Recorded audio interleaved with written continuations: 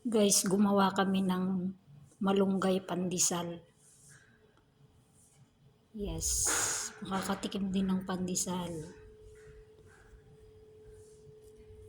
See. Ganyan ang kulay kasi hinaluan namin ng malunggay powder. Papakita ko sa inyo yung malunggay namin, malunggay powder.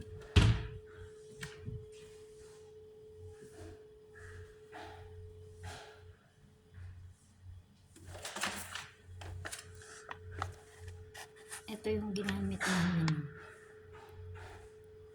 Pure moringa powder.